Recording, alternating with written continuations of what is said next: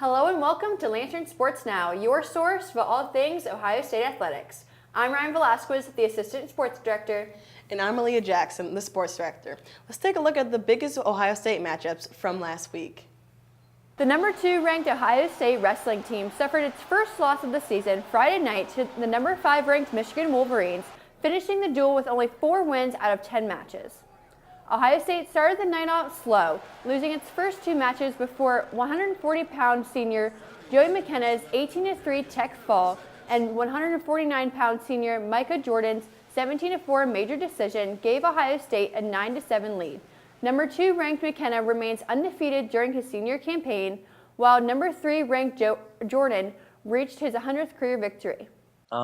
It's important, but just going out there and wrestling for Ohio State, it's always been my dream.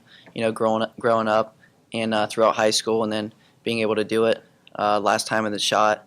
So it was pretty cool to be out there and wrestling. So I'm just fortunate enough to do what I love to do, and let's go out there and wrestle. So I'm just grateful.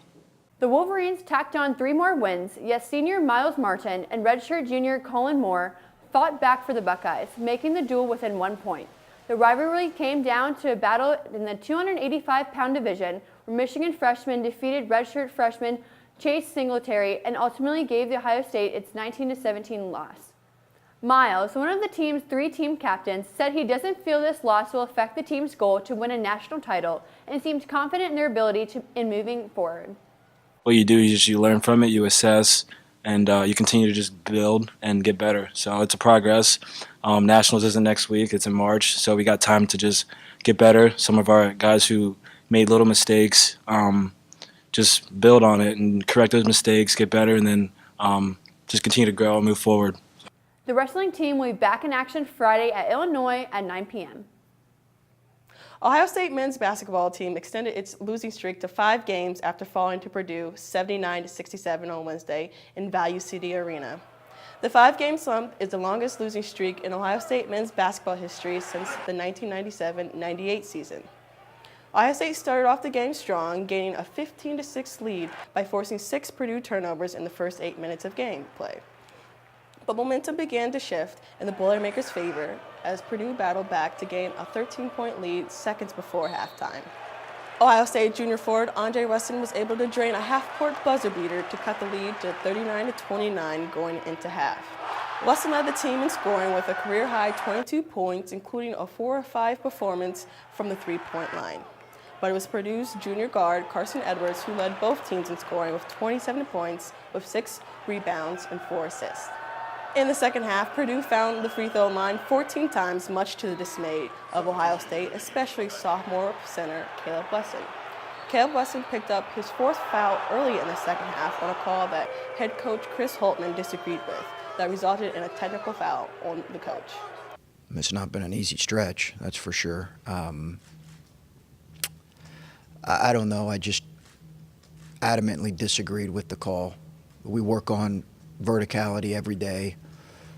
I've had conversations with, the people that make these, the powers that be about the way our we've been officiated, and or Caleb in particular. So,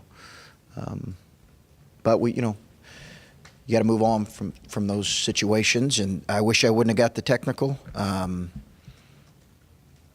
But I just didn't think it was the right call.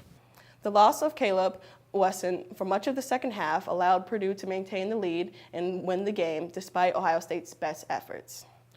On Saturday, Ohio State took on Nebraska, where it finally broke its losing streak in a 76 win over Nebraska. The Buckeyes are back in action on Tuesday as it travels to Ann Arbor to face the number 5 ranked Michigan basketball team at 9 p.m.